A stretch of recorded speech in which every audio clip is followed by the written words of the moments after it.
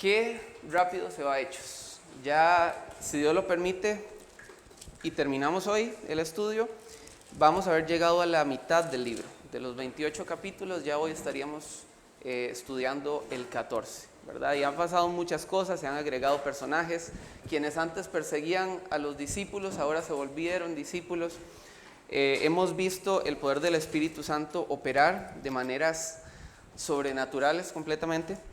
Y llegamos a Hechos 14, que está en el contexto del viaje misionero que inició en Hechos 13, ¿verdad? Que lo vimos ahí la semana pasada. Todos los creyentes, no solo los que leemos, todos los creyentes estamos llamados a participar en la obra de Dios, ¿verdad? No hay quite. Si usted, así como yo, hemos confiado en Jesús como nuestro Salvador, fuimos llamados a hacer la obra de Dios. No hay tal cosa como elegir si es que Dios no me llamó a eso a mí, no. Todos hemos sido llamados, dice en 1 Corintios 6, que se pagó un precio por nosotros y que ya no somos nuestros, no nos pertenecemos. Él viene a ser nuestro Señor, no hay otra opción, ¿verdad? Y a veces, estando dentro de la obra de Dios, desearíamos que todos los proyectos que emprendemos, todos los proyectos evangelísticos, ¿verdad? O de discipulado, fueran como esta línea, ¿verdad? Que no tuvieran ningún problema, que inician y de principio a fin se completan según el plan que hay y listo. Pero no es así. Tanto la experiencia como la misma palabra de Dios nos van a mostrar que sí o sí van a haber desafíos en el camino. Algunos desafíos son internos y otros externos. Por ejemplo, pensemos en la oposición que se recibe desde afuera, burlas, menosprecio, persecución, etc. Otros desafíos que son internos, digámoslo así, tienen que ver con que nuestro corazón no esté alineado a los propósitos de Dios. Por ejemplo, ¿se acuerdan de la historia de Nehemías cuando tiene que construir el muro? En el capítulo 4 se agregan a la historia dos personajes que se llaman Tobías y Sanbalat, ¿verdad? Y que fueron como una piedrita ahí en el progreso de la obra. Si ustedes leen ahí Nehemías 4, no vamos a ir ahí, pero dice Sanbalat que cuando estaban construyendo el muro de Jerusalén, lo cual Dios había llamado a Nehemías a hacer, dice Sanbalat, si se le sube una zorra a ese montón de piedras, eso se va a caer abajo. Y empezaban a menospreciar lo que estaban haciendo. Luego envían una carta con una mala intención para desacreditar a Nehemías y decir que él lo único que quería era ser el líder del pueblo y tener así el poder. Luego contratan un falso profeta, ¿verdad? Tobías y Sanbalat, para detener la obra de Dios. No se detienen, ¿verdad? Y siempre viene esa oposición externa. Pero pensemos también en los desafíos que vienen directamente desde nuestro corazón. Pongamos en nuestra mente a Jonás, por ejemplo. Dice en Jonás capítulo 3 que cuando él predicó, desde el más pequeño hasta el más grande, se arrepintieron, ¿verdad? Y de hecho muestran su arrepentimiento con ayunos también. Y todo el pueblo acepta la palabra de Dios. ¿Qué fue lo que detuvo la obra que Dios tenía para Nínive en ese momento? El corazón de Jonás. Sus intenciones no estaban alineadas a las intenciones que Dios tenía, no estaban alineadas a la obra de Dios. Entonces, Hechos 14 va a ser muy relevante para nosotros hoy, porque todos estamos llamados a la obra de Dios y todos también vamos a enfrentar desafíos, tanto externos como internos dentro de la obra. Aquí Pablo y Bernabé, recordemos que ya Juan Marcos no está, Juan Marcos se devolvió. Pablo y Bernabé van a sufrir ambos tipos de desafíos. En el mismo capítulo vamos a ver que son tratados como lo peor del mundo, al punto que, como leía ahora José Pablo, apedrean a Pablo, pero también van a ser tratados literalmente como dioses. Y en ambos casos supieron mantener su vista en lo que más importaba, que eran Dios. Así que bueno, vamos a leer una vez más Hechos 14, 21 y 22, y si se le olvida lo que vamos a estudiar hoy, le voy a pedir que ponga este versículo en su mente. Y cuando estudie Hechos otra vez en su casa, Hechos 14, recuerde este versículo como un versículo clave en el capítulo. Vamos a leer 14, 21 y 22 nuevamente. Dice, y después de anunciar el evangelio a aquella ciudad y de hacer muchos discípulos, volvieron a Listra, a Iconio y a Antioquía, confirmando los ánimos de los discípulos, exhortándoles a que permaneciesen en la fe y diciéndoles, es necesario que a través de muchas tribulaciones entremos en el reino de Dios. Ponga atención a esta palabra de aquí. No es que es beneficioso, no es que es bueno, es que es necesario que cuando estemos en la obra de Dios tengamos desafíos, tengamos tribulaciones. ¿Cómo vamos a dividir el estudio hoy? En la primera parte vamos a estudiar un poco la oposición directa que recibieron los apóstoles en su viaje misionero. En Hechos capítulo 14, específicamente en la ciudad de Derbe y Listra. En la segunda parte vamos a estudiar el desafío de mantener un mensaje cristocéntrico o de poner a Dios en el centro del mensaje y no ponernos nosotros como los protagonistas o ceder ante esta tentación que a veces hay de ser nosotros quienes se lleven la gloria. Y por último vamos a hablar un poco de la confirmación de iglesias y el regreso a Antioquía, porque Pablo al parecer no tenía Google Maps y se vino por la ruta más larga, pero es por una razón. ¿Ok? Vamos a intentar volver al mapa. ¿Qué fue lo que pasó la semana pasada? Bueno, estaban aquí en Antioquía, que era el punto de misión, donde se les llama cristianos por primera vez. De aquí vienen a Seleucia, vienen a Salamina, luego a Pafos en la isla de Chipre. De aquí viajan hasta acá y recorren, vamos a ver, recorren acá Antioquía, llegaron a Perge y de aquí se movieron hacia Antioquía de Pisidia, que es diferente a Antioquía de Siria. ¿Ok? En Antioquía lean Hechos 13:50. Dice, pero los judíos instigaron a mujeres piadosas y distinguidas y a los principales de la ciudad y levantaron persecución contra Pablo y Bernabé y los expulsaron de sus límites. Ellos sacudiendo contra ellos el polvo de sus pies, llegaron a Iconio y los discípulos estaban llenos de gozo y del Espíritu Santo, ¿verdad? Ante lo que sucede en Antioquía de Pisidia, Pablo y Bernabé hacen lo que Cristo también había mandado a los discípulos en su momento, que es sacudir el polvo de sus pies, que es prácticamente una señal de que no fueron recibidos y que la ciudad pues pasaría por juicio debido a su rechazo al evangelio también. Entonces, versículo 14 dice que aconteció en Iconio, es decir, acá. Y las tres ciudades donde vamos a desarrollar Hechos 14, sobre todo, van a ser en estas de acá, Iconio, Derbe y Listra. ¿Ok? El versículo 1 vamos a leer todos desde el 1 hasta el 7 para estar en el mismo nivel, en la misma página. Dice así: aconteció en Iconio que entraron juntos en la sinagoga de los judíos y hablaron de tal manera que creyó una gran multitud de judíos y asimismo de griegos. Mas los judíos que no creían excitaron y corrompieron los ánimos de los gentiles contra los hermanos. Versículo 3, por tanto se detuvieron allí mucho tiempo hablando con denuedo, es decir, con valentía, confiados en el Señor, el cual daba testimonio a la palabra de su gracia, concediendo que se hiciesen por las manos de ellos señales y prodigios. Y la gente de la ciudad estaba dividida. Unos estaban con los judíos y otros con los apóstoles. Pero cuando los judíos y los gentiles, juntamente con sus gobernantes, se lanzaron a afrentarlos y a apedrearlos, habiéndolo sabido, huyeron a Listra y Derbe, ciudades de Licaonia, y a toda la región circunvecina. Y allí predicaban el evangelio. Vamos a quedarnos en esta primera parte. Dice que en Iconio entraron en la sinagoga y hablaron de tal manera que creyó una gran multitud, tanto de judíos como de griegos. Esto tuvo que haber sido un espacio muy refrescante para ellos porque venían de una ciudad donde no les recibieron el evangelio, donde tuvieron que sacudirse el polvo de sus pies y avanzar. Dice que en el versículo 2 que los judíos no solo no creyeron, sino que amargaron a los demás. De hecho, esa es la traducción que hace NBI de este texto: amargaron a los demás. Y me gustaría comentar aquí algo que quizás nosotros estamos confundiendo también en cuanto a la oposición directa. ¿Será que los incrédulos, aquellas personas sin Cristo, son nuestro verdadero enemigo? Porque dice acá en el versículo 2 que fueron estos judíos que no creyeron que amargaron el ánimo a los demás. No sé si usted tiene algún proyecto misionero en mente, hablarle a su familia de Jesús o en su trabajo, por ahí quizás irse de misionero a algún lugar que no conozca de Cristo o participar en un ministerio de la iglesia. Todos tenemos o deberíamos tener diferentes proyectos en los que queremos ser parte, ¿verdad? Y a veces recibimos esta oposición, pero esta oposición viene de las mismas personas que somos llamados a ganar. Y entonces se nos puede hacer un conflicto porque pensamos que el enemigo a quien tenemos que derrotar son esas personas que nos hacen frente, a esas personas que se burlan de nosotros o que menosprecian o que por medio de gritos intentan anular lo que nosotros queremos compartir.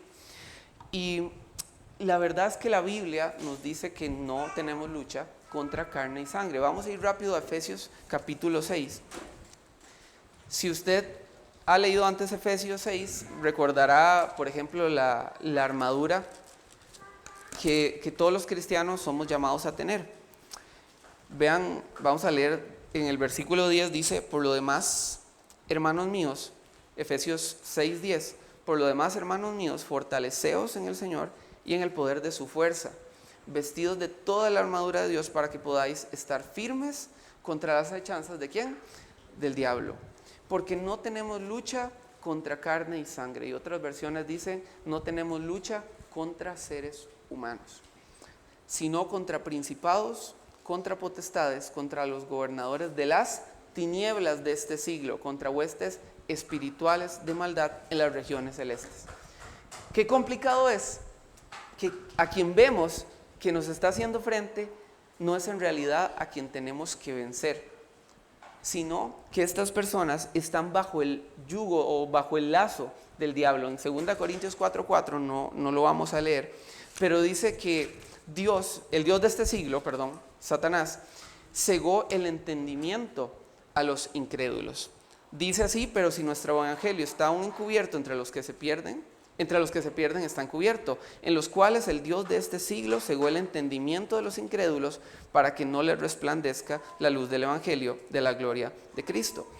Vamos a 2 de Timoteo, porque un Pablo ya más experimentado, no este que estaba en su primer viaje, va a referirse al mismo tema, a cuál es verdaderamente la oposición, quién es verdaderamente a quien tenemos que vencer en estos desafíos de oposición directa. 2 de Timoteo, capítulo 2, vamos a ver, 24 a 26. 2 Timoteo 2, 24 al 26, dice: porque el siervo del Señor no debe ser contencioso, sino amable para con todos, apto para enseñar, sufrido, que con mansedumbre corrija a los que se oponen.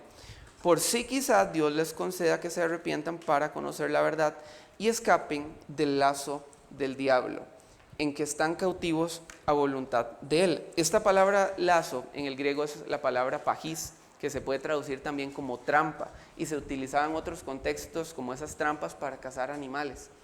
Esas personas de quien recibimos burlas están bajo la trampa de Satanás, ¿sí? Es decir, están siendo influenciados por sus conceptos, por lo que él está transmitiendo al mundo, para así oponerse al evangelio.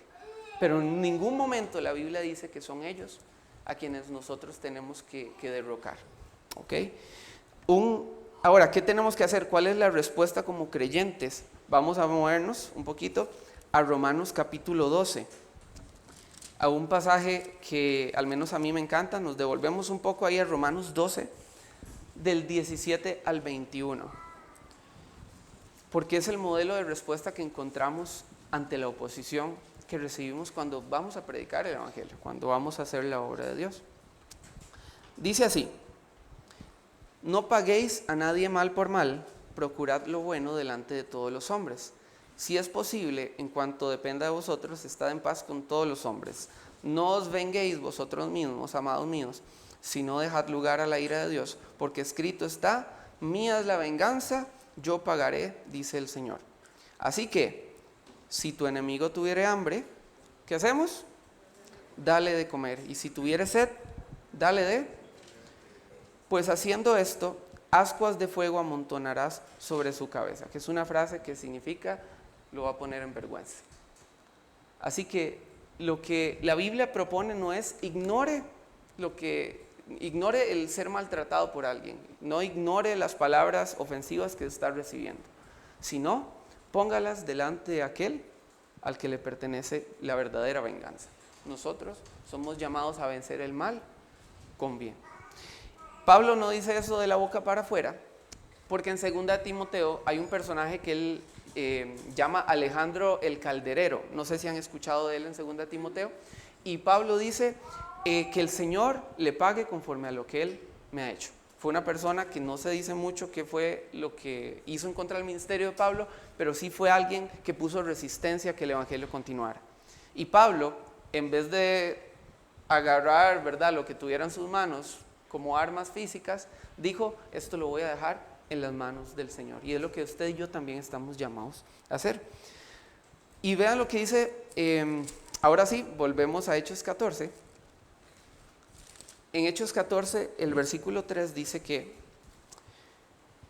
por tanto, es decir, debido a la oposición que recibieron, debido a que había unos judíos no creyentes que estaban amargando el ánimo a los demás, por esa razón, debido a la oposición, decidieron quedarse y predicar. Algunos otros hubieran dicho, y tal vez alguno de nosotros hubiera dicho, no, Dios está cerrando puertas aquí, así que me voy, ¿verdad? Pero no es el modelo que aprendemos de los apóstoles, guiados por supuesto por el Espíritu. Que haya un poco de oposición no significa, Dios está cerrando puertas, me voy, sino que es una oportunidad, al menos en este instante donde sus vidas no corrían peligro y no era una oposición insistente, era una oportunidad para seguir hablando de Cristo, ¿verdad? Y como si fuera poco, dice que Dios confirmaba lo que ellos estaban haciendo con señales, lo cual hacía un poco más necio, ¿verdad?, esa resistencia o esa oposición que estaban recibiendo por parte de estos judíos.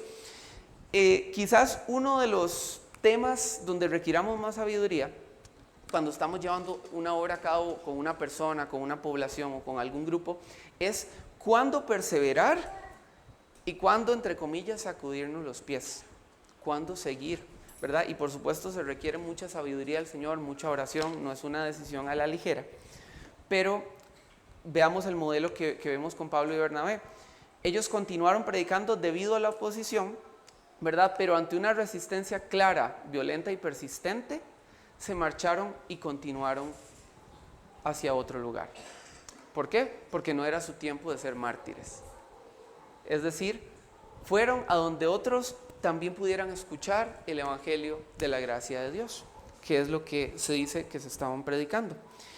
Así que, de hecho, si vemos, luego Dios les iba a permitir volver al mismo lugar y ya en otras condiciones que vamos a leer ahí dentro de poco. Así que, para terminar esta sección, vamos a hacer un paréntesis entre los versículos del 8 al 18, que es cuando en Listra, ¿verdad?, Pablo y Bernabé realizan un milagro y todos los tratan como dioses, como si fueran Júpiter y Mercurio, es decir, Zeus y Hermes. Y ellos reciben adoración, hasta les traen toros y guirnaldas porque iban a hacer un culto de ellos mismos ahí. Vamos a saltarnos esta parte porque la vamos a ver con más detalle en la segunda parte, pero sí les pido que vayamos al versículo 19, porque aquí vamos a ver también oposición directa que enfrentaron ellos. Dice así: entonces vinieron unos judíos de Antioquía y de Iconio que persuadieron a la multitud y habiendo apedreado a Pablo, lo arrastraron fuera de la ciudad, pensando que estaba muerto. Pero rodeándole los discípulos, se levantó y entró en la ciudad como si nada hubiera pasado. Y al día siguiente salió con Bernabé para Derbe. Hay muchos comentarios sobre esta situación que sucedió con Pablo.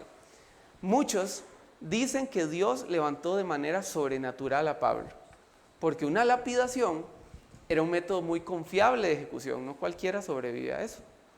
Así que es posible que por acto del Espíritu Santo, Pablo haya sido levantado por Dios para continuar la obra. Nunca lo sabremos, quizás cuando estemos en el cielo podamos preguntarle directamente a Dios, pero fue algo increíble, ¿verdad? Y Pablo luego nos va a decir que él lleva en su cuerpo las marcas del Señor Jesús. Posiblemente, al abrirse la túnica, Pablo podía presentar eso como su testimonio de amor a Dios y a las personas.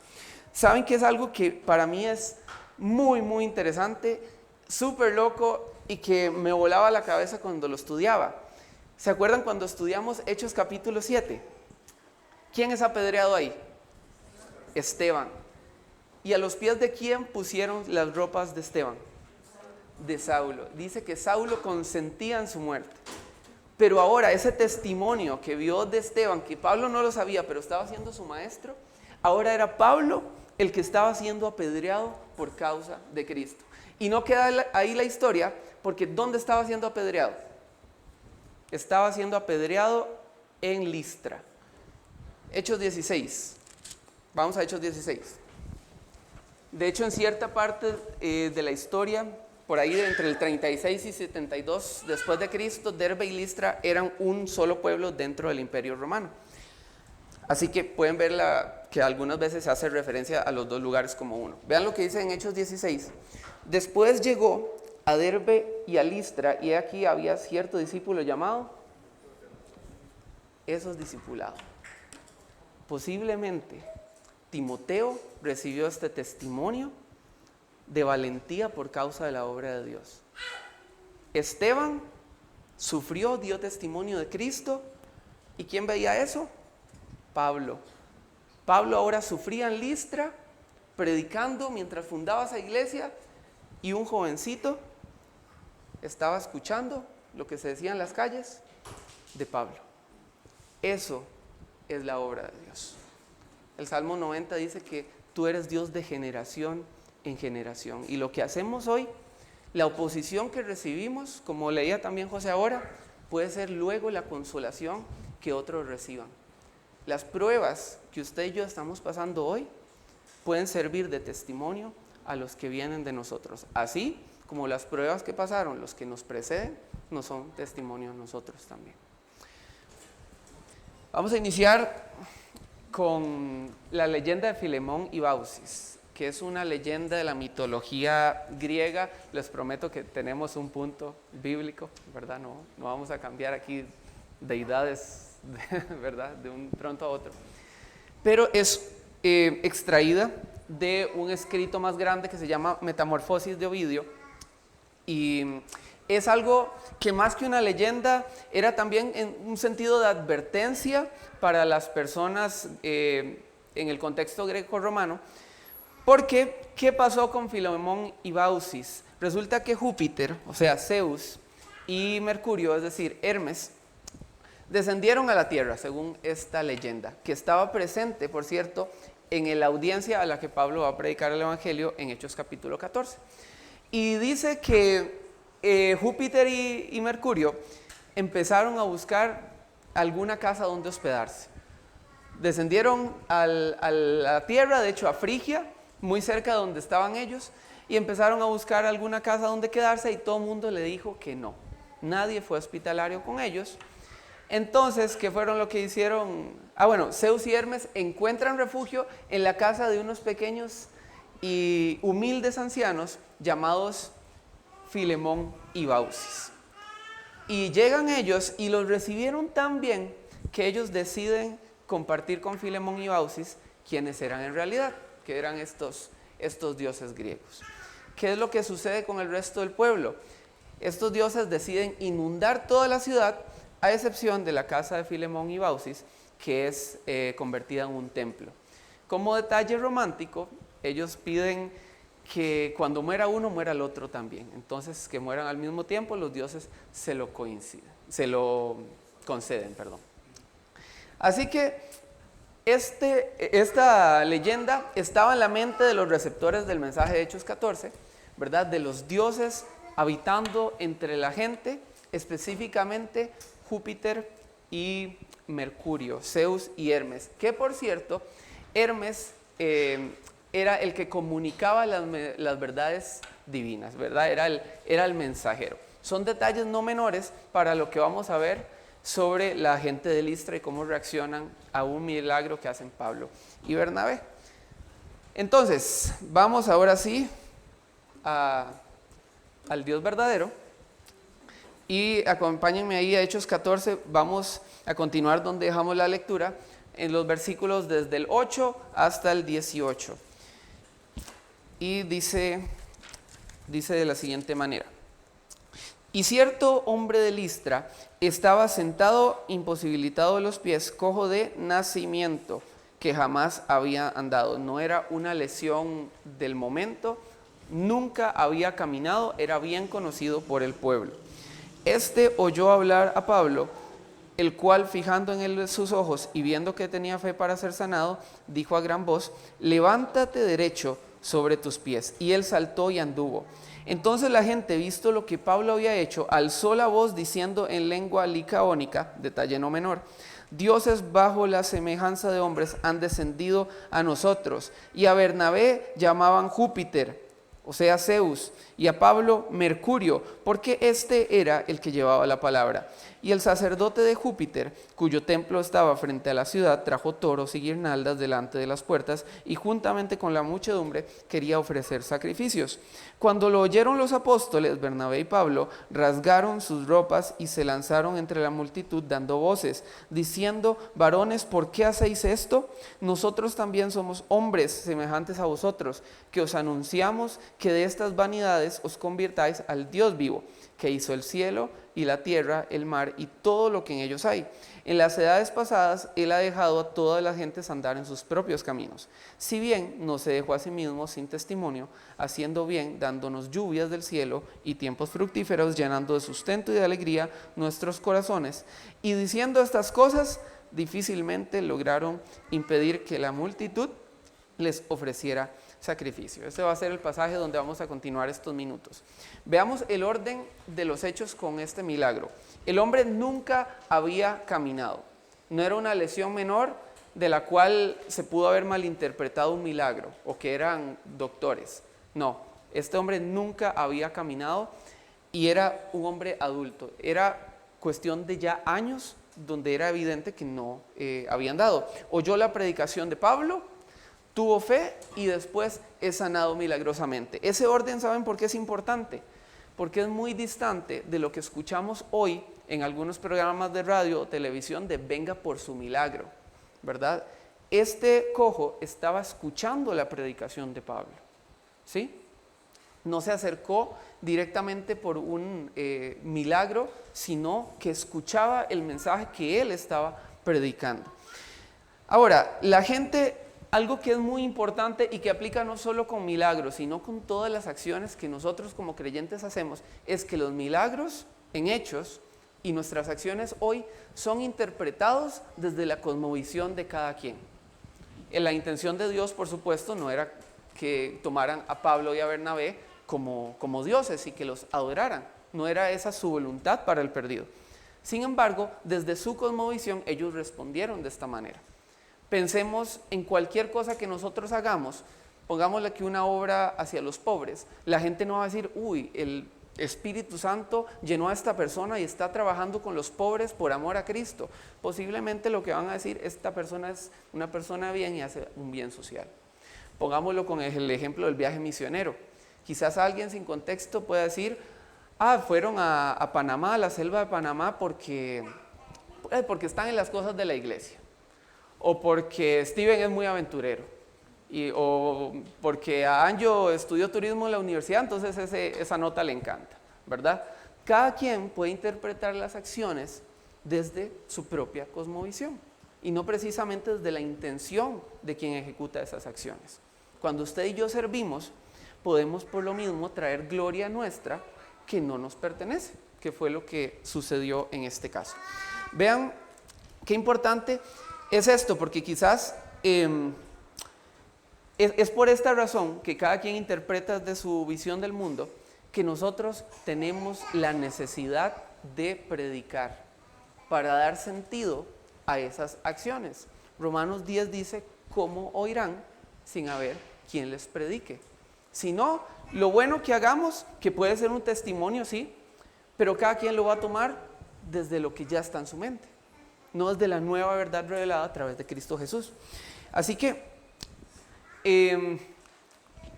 vamos ahora a ver el tema que vemos en el versículo 14 dice así: cuando lo oyeron los apóstoles, Bernabé y Pablo rasgaron sus ropas y se lanzaron entre la multitud dando voces, que es una reacción casi instintiva a la blasfemia, ¿verdad? Pero que es algo, queridos hermanos, que nos puede pasar a usted y a mí. Quizás no andemos regando milagros, pero sí hay habilidades que ustedes y yo tenemos y que podemos poner al servicio de Dios. Algunos como Henry, que cocina excelente, ¿verdad? Y que es una bendición tenerlos en nuestro grupo pequeño, por cierto. Otros pueden ser muy buenos con la oratoria, otros muy buenos con la música, otros muy buenos con la administración. Todas estas habilidades, cuando las ponemos al servicio de Dios, ¿verdad? Es una bendición, pero puede atraer miradas y puede darnos esa tentación de protagonismo que no nos corresponde ni a usted ni a mí. Nunca. La gloria es 100% para el Señor. Y es cierto que a veces debemos guardar honor. Por ejemplo, 1 Timoteo dice que los ancianos que gobiernan bien su casa sean tenidos por dignos de doble honor, ¿verdad? Eso está bien, pero la gloria de esas acciones debe ser únicamente para el Señor. Así que esta reacción, ellos no se lo pensaron una o dos veces para decir, esto de acá no nos pertenece. En este momento, en la posición de dioses, ellos hubieran podido pedir cualquier cosa. Una casa muy lujosa, las mejores comidas. ¿A quién no le caería mal después de tanto sufrimiento que habían tenido ya durante varias regiones, verdad? Tal vez hubieran podido decir que nos den comida, que nos alimenten bien con lo mejor que tienen y después les revelamos que no somos dioses. Pero ellos directamente dijeron, no, esta gloria no nos pertenece. Este milagro que se hizo, si bien es cierto, con colaboración nuestra, no pertenece a nosotros. Lo que usted y yo hacemos es para el Señor y para su gloria únicamente. A veces nos encanta ser reconocidos, la tentación del protagonismo viene, pero debemos desarrollar este instinto de darle la gloria a Dios, que es a Él a quien le pertenece y a nadie más. A menudo cuando hablo con equipos de líderes en los niños o en la música, me gusta mucho el ejemplo que encontramos en la Biblia de Babel y Abraham. Babel, Génesis capítulo 11, construye una torre, ¿se acuerdan? Y ellos dicen una frase que captura nuestra atención, hagámonos un nombre. En su soberbia ellos dicen, hagámonos un nombre. ¿Qué pasa? Dios confunde las lenguas y la obra queda destruida. Pero Abraham, de Abraham es Dios quien dice en Génesis 12:3, engrandeceré tu nombre. Y Abraham, 12:7, Génesis 12:7, dice que construyó un altar de adoración. Y aquí la pregunta para nosotros hoy es, ¿qué estamos construyendo con nuestra vida? ¿Una torre para que nos hagamos un nombre? ¿O estamos dándole la gloria verdaderamente a quien pertenece? Construimos un altar. ¿Una torre o un altar? Ese es el tema en esta comparación.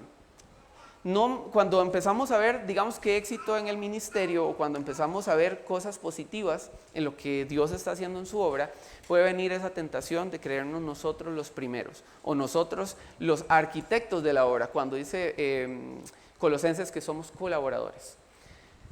Dice esta frase, está en un libro, obviamente citando a Lincoln, pero viene en un libro de Nehemías.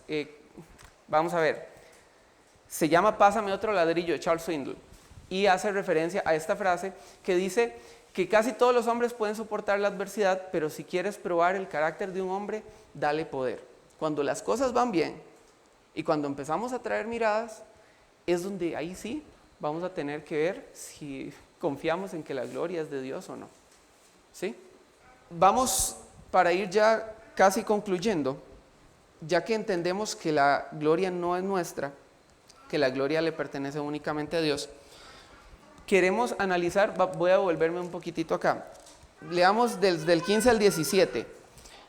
Dice así, 14:15, y diciendo, varones, ¿por qué hacéis esto? Nosotros también somos hombres semejantes a vosotros que os anunciamos. Y ponga atención, ojo la predicación que viene de parte de Pablo. Cuente las veces que menciona a Cristo Jesús, a la segunda persona de la Trinidad, al Hijo.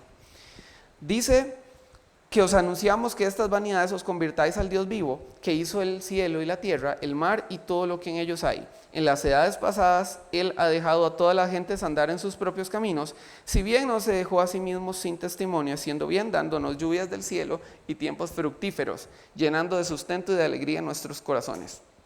¿Es Jesús mencionado aquí? ¿Será que está predicando un evangelio diferente, Pablo? ¿Se olvidó de que el evangelio era cristocéntrico? No, pero hay una diferencia grande entre las poblaciones con las que él había estado trabajando antes y con estos, ¿verdad? Aquí tenía que construir o predicar una teología desde cero. Al judío podía predicarles de las profecías del Antiguo Testamento, mostrando cómo Jesús era el Cristo, pero cómo Pablo llegaba a una población que era totalmente lejana a Dios, que nunca había creído en él, que tenía múltiples dioses. Bueno, él tiene que construir bases desde cero. ¿Significa que Pablo se había olvidado de predicar a Cristo? No. Pero necesitaban primero conocer al Padre, quién era el creador de todo, para luego anunciarles quién era Cristo y cómo Él conducía al Padre. ¿Saben cuál es un ejemplo positivo de este proceso? Vamos a 1 Tesalonicenses. Pablo va a decir en 1 Tesalonicenses, yo apliqué este mismo modelo con ellos y fue positivo. Vean lo que dice la iglesia en Tesalónica ahí en 1 Tesalonicenses capítulo 1, versículos 9 y 10. Dice así: porque ellos mismos cuentan de nosotros la manera en que nos recibisteis y de cómo os convertisteis de los ídolos a Dios, para servir ¿a quién? Al Dios vivo y verdadero. Primero, se convierten de sus ídolos, de sus dioses vanos, al Dios verdadero. Pero luego vamos a empezar con el conocimiento de Jesús. Y dice luego, y esperar de los cielos a su Hijo, al cual resucitó de los muertos, a Jesús, quien nos libra de la ira venidera. No todas las personas a las que nosotros les vamos a predicar el evangelio van a tener la misma visión sobre Dios. A veces hay que construir desde cero, desde los pasos más básicos, y con otros podemos más bien entrar casi que en un discurso apologético sobre por qué Jesús es el Mesías, sobre por qué Jesús es el Salvador del mundo. No todas las personas son iguales, hermanos. Algunas veces vamos a tener que dejar nuestro léxico teológico de lado para poder llegar a una persona cuyo corazón es importante para Dios también. Y para terminar, ahora sí vamos a hablar de la confirmación de las iglesias y del regreso a Antioquía. 21 y 22 de Hechos capítulo 14 dice así: después de anunciar el evangelio en aquella ciudad y de hacer muchos discípulos, volvieron a Listra, a Iconio y a Antioquía, confirmando los ánimos de los discípulos, exhortándoles a que permaneciesen en la fe y diciéndoles, es necesario que a través de muchas tribulaciones entremos en el reino de Dios. Y aquí hago referencia a algo que ya hemos hablado en la iglesia. Ya somos parte del reino de Dios, dicen Colosenses, que fuimos trasladados del reino de las tinieblas al reino del Hijo. Pero en este versículo, Pablo se está refiriendo al hecho de que también esperamos el reino, la manifestación plena del reino, cuando Cristo vuelva. Cuando Cristo vuelva y entremos en una etapa que es desconocida para nosotros hoy, como lo es la glorificación, ¿verdad? Tuvimos que haber ya pasado por la cruz aquí en la tierra. Antes de la corona está la cruz, dicen algunos. Así que esta frase es súper importante y, como les dije, es como el resumen de todo lo que estamos estudiando. Pablo ya había llegado aquí al último punto de su viaje misionero, ya había hecho esta vuelta aquí y estaba en Derbe.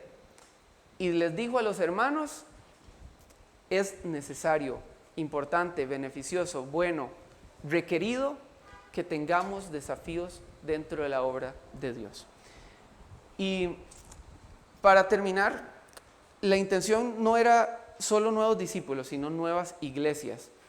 Les dije que Pablo se volvió por la ruta más larga. Si ustedes ven aquí el mapa, él estaba en Derbe, ¿ok? En Derbe él pudo haber agarrado para Tarso y de Tarso para Antioquía, vean.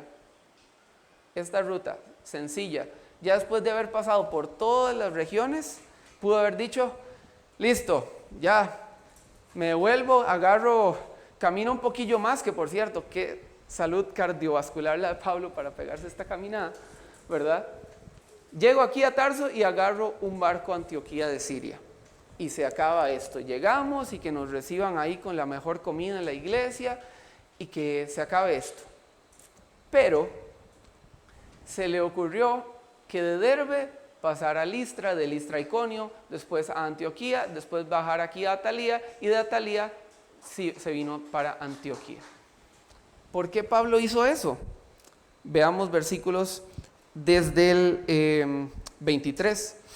Y constituyeron ancianos en cada iglesia, y habiendo orado con ayunos, los encomendaron al Señor en quien habían creído. Importante, no habían creído a Pablo y Bernabé, sino al Señor. Los encomendaron al Señor en quien habían creído. La obra es de Dios únicamente. ¿Okay? No les dieron la denominación de Pablo y Bernabé, no les dieron la instrucción de la casa de Pablo y Bernabé, los encomendaron al Señor. Algo que con lo que yo personalmente he tenido y creo que tengo todavía un conflicto es sobre el hecho de dejar ancianos en una iglesia con tan poco tiempo. No sé si ustedes han leído Hechos y se han preguntado cómo es que estuvieron un par de semanas o quizás en el mejor de los casos un par de meses y dejaron ancianos. Cuando hablamos de ancianos estamos hablando no de personas mayores, sino de líderes de la iglesia. ¿Cómo es posible que con tan poco tiempo ya hayan líderes ahí? Bueno, yo creo que es porque Dios tiene claro que era su iglesia, no era la iglesia de Pablo y Bernabé, y era el Espíritu Santo quien iba a dirigir a estas personas directamente, por supuesto con las visitas de personas más sabias, pero dice un comentarista, Dios estaba seguro de que esta era su iglesia, ¿verdad? No era la iglesia de Pablo y de Bernabé. Así que cuando se volvieron, versículo 24 dice, pasando luego por Pisidia, vinieron a Panfilia y habiendo predicado la palabra en Perge, descendieron a Atalía. Eso es acá, ¿ok? Y de acá, 26, de allí navegaron a Antioquía, esta vez sí, Antioquía de Siria, desde donde habían sido encomendados a la gracia de Dios para la obra que habían cumplido. Y habiendo llegado y reunido a la iglesia, refirieron cuán grandes cosas había hecho ¿quién? Había hecho Dios con ellos. Y cómo había abierto la puerta de la fe a los gentiles. Y se quedaron allí mucho tiempo con los discípulos. La gloria es de Dios únicamente, ¿verdad? Así que cuando usted y yo hacemos algo, trabajamos en la obra de Dios, en cualquier proyecto que tengamos, sea de la iglesia, en algún ministerio o esté relacionado a algo más cotidiano, nos acompaña Dios y la gloria es solo de Él. Tengamos mucho cuidado con el uso de los pronombres personales en singular, de uy, es que yo estoy haciendo esto, y yo estoy haciendo esto, y estoy también haciendo esto acá. Cuidado con tener nosotros el protagonismo cuando pertenece únicamente al Señor esa obra, ¿sí? No somos nosotros los dueños, solo somos colaboradores, no los arquitectos de la misma. ¿Ok? Terminamos con el versículo con el que iniciamos. Es necesario que a través de muchas tribulaciones entremos en el reino de Dios.